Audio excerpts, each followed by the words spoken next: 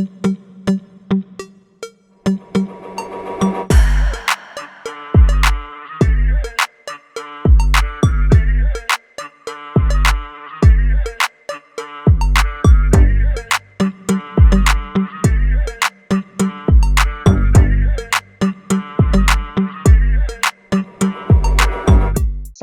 warahmatullahi wabarakatuh.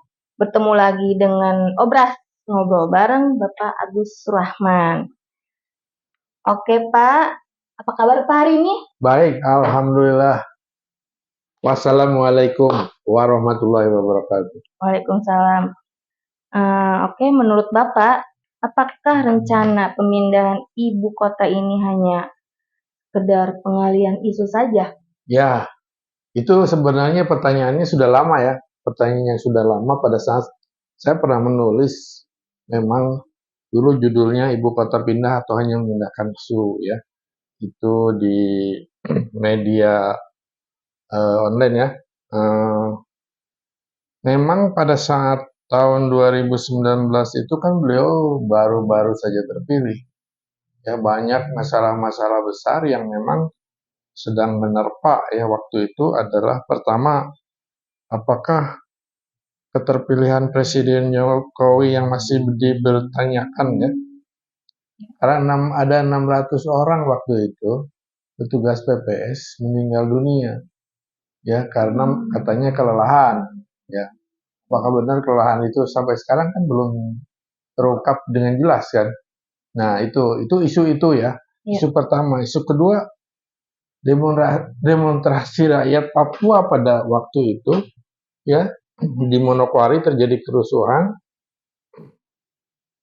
ada pengepungan asrama di Surabaya ya, kemudian ada tuntutan referendum ya waktu itu. Jadi apakah yang ketiga, BPS mencatat neraca perdagangan kita defisit ya, mengalami defisit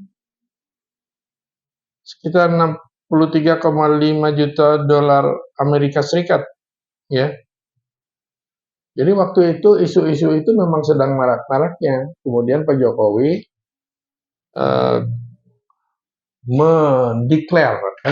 mendeklar bahwa dia minta izin kepada seluruh rakyat Indonesia untuk memindahkan ibu kota Jakarta yang katanya sudah tidak layak untuk menjadi ibu kota untuk pindah ke Kalimantan. Tapi juga saya dipertanyakan, sekarang justru saya mempertanyakan, nama Nusantara itu maksudnya apa? Mau jadi kerajaan Nusantara atau menghilangkan Republik Indonesia? Sehingga karena kan orang sekarang mulai feodalisme ya. Jokowi membangun feodalisme ya, membangun keluarga. Apakah negara ini akan dikembalikan ke zaman kerajaan yang namanya kerajaan Nusantara? Itu kan negara kita kan negara Republik Indonesia, bukan negara kerajaan. Nah gitu. Oke, menurut Bapak nih ya, sebagai akademisi hukum dari Partai Umat, pendapat Bapak ya. untuk kedepannya nih Pak, untuk masyarakat warga Indonesia tuh bagaimana? Jadi menurut pendapat saya, IKN ini harusnya direevaluasi ya. Tapi kan memang sudah ada undang-undangnya ya, ada undang-undangnya bahwa ibu kota ini nanti menjadi ibu kota Indonesia ya, namanya Nusantara, yang walaupun masih dalam pertanyaan apakah benar ibu kota Indonesia, jangan-jangan ibu kota kerajaan jadi kerajaan Nusantara dengan rajanya Pak Jokowi kan?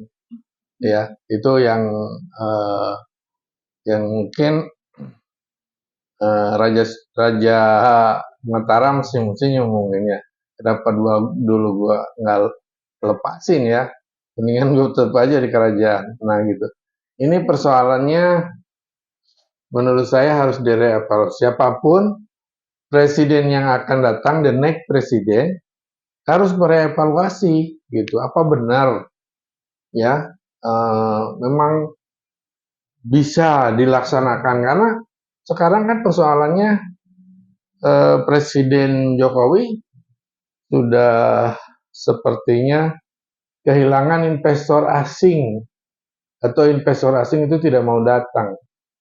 Nah, kan tentu alasannya mereka juga melihat nih, apakah ini mau jadi negara kerajaan, apakah tidak akan chaos, apakah Pak Jokowi akan terpilih lagi, atau yang akan meneruskan itu adalah anak atau pasangannya anak Jokowi dan Prabowo. Nah, itu yang jadi masalah, ya kan? Karena saya